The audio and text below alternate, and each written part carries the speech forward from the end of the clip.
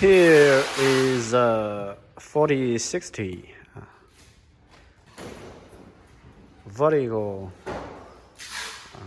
5-axis.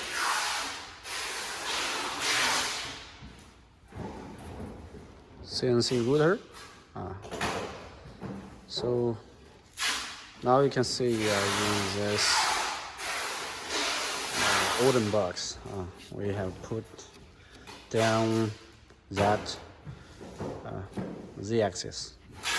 So yeah, you can find this on RobotDigg.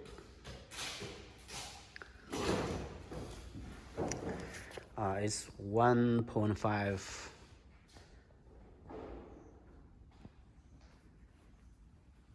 kW.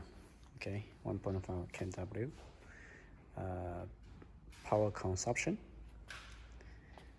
Yeah, here you can see this one. You will need to mount it onto the. Yeah, this is as a Z-axis. Okay.